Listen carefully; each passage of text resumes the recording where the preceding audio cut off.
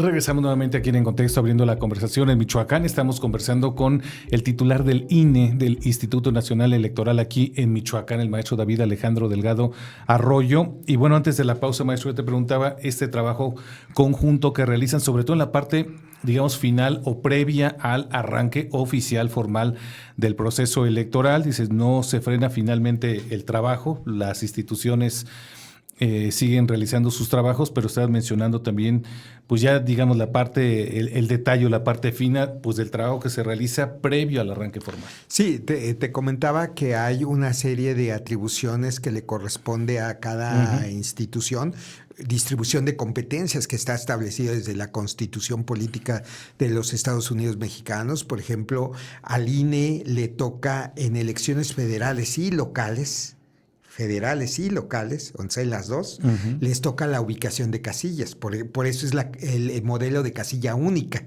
¿verdad? Le corresponde, por supuesto, la integración completa de la casilla, tanto para efectos locales como federales. Le corresponde, pues, el registro federal de electores, le corresponde la fiscalización de los partidos y las candidaturas, le corresponde al Instituto Nacional Electoral la administración de los tiempos en radio y televisión, le corresponde al INE también emitir lineamientos en materia de documentación y material electoral, PREP, sistemas de información de la jornada electoral. Y al IEM no es porque no tenga pocas atribuciones. Yo creo que las atribuciones que tiene el IEM, o como cualquier otro OPLE del país, son atribuciones muy relevantes. Por ejemplo, el registro de candidaturas locales. Ahí sí hay una separación. Al INE le toca sí el registro de candidaturas, pero federales. Y al IEM le toca el registro de candidaturas, pero locales. Y en ese tema sí tiene una carga de trabajo, digamos, explosiva con respecto al INE, ¿no? O sea, sí son una cantidad muy grande de candidaturas, porque, sobre todo por el tema de que se introduce la figura del ayuntamiento. Y hay que recordar que en el ayuntamiento no solamente es la candidatura a la presidencia municipal, de la planilla completa, sino es de la planilla completa, sindicaturas y regidurías, y que además se tiene que hacer todo este tema de paridad horizontal y vertical. Entonces sí es muchísimo más complejo la labor que realiza el Instituto Electoral de Michoacán frente a la labor del Instituto Nacional Electoral, más ahora en estas elecciones intermedias, en donde al INE solo le toca el registro de las candidaturas de diputaciones federales, tanto de mayoría como de representación proporcional. Pero también al IEM le tocan otras tareas, por ejemplo, el diseño y la impresión bajo los criterios del INE, sí, pero diseño e impresión de la documentación y material electoral, entre ellos las boletas electorales, que es un efecto de complejidad respecto a las candidaturas. O sea, si aquí localmente tienes más candidaturas, la complejidad de la impresión de las boletas electorales en Michoacán es muchísimo más grande que en el caso federal. Por supuesto, también tiene que ver con instrumentos de difusión como Conóceles a las candidaturas locales, como lo tiene el INE en las candidaturas federales. Y sí hay puntos en donde debemos de coordinarnos muy bien.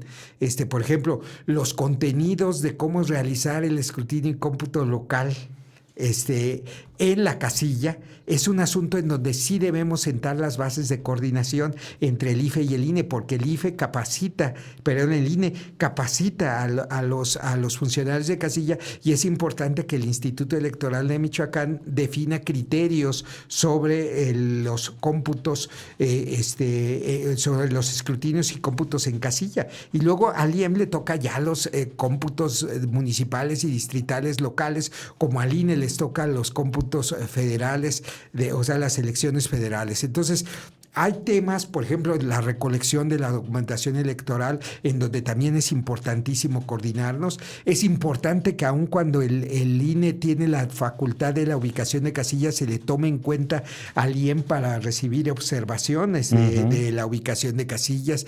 Entonces, hay una serie de temas en donde necesitamos ponernos de acuerdo y sentar las bases, y sobre todo espacios de mejora continua, de cosas que pueden perfeccionarse proceso tras proceso electoral.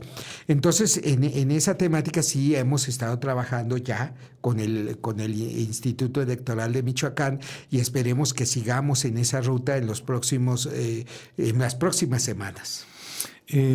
Algo que había llamado mucho la atención y había generado mucha polémica con la reforma que se aprobó recientemente, y ahorita que mencionabas, maestro, el tema de pues el número importante de aspirantes a estos espacios, estas candidaturas, sobre todo municipales, este proceso de la Comisión Especial de Verificación de la idoneidad de los candidatos, ¿aplicará solamente para los candidatos federales a nivel federal? Fíjate que esta reforma está en las dos reformas, en la reforma de nivel federal y en la reciente reforma local. O sea, hay una comisión en cada órgano.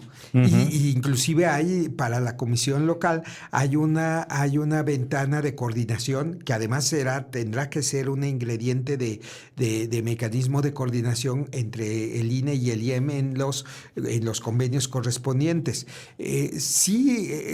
Vaya, me parece que es un buen aporte para la preocupación sobre las presuntas vinculaciones que pudieran tener algunas candidaturas, pero creo que se quedó corto en el sentido de hacerlo voluntario, no dar información precisa de las causales, el hecho de que no es condicionante para el registro, pero sin embargo, legalmente ambas instituciones, el INE a nivel de su Consejo General y el IEM a nivel de su Consejo General, tendrán que constituir estas comisiones.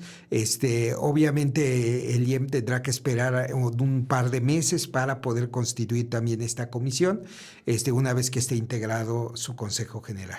Empezó como aquella 3 de 3 que empezó de manera voluntaria. Sí. Que generaba como mayor confianza, digamos, entre quienes buscaban participar, y después ya se volvió obligatorio. A lo mejor puede ser esta ruta, ¿no? Esta ruta de prueba y error. Finalmente así ha sido la historia de las reformas electorales, pero creo que lo positivo de esto es que se ponga sobre la mesa el tema. Creo que eso es lo positivo que yo veo en esta reforma sobre esta comisión para revisar la integridad de las candidaturas.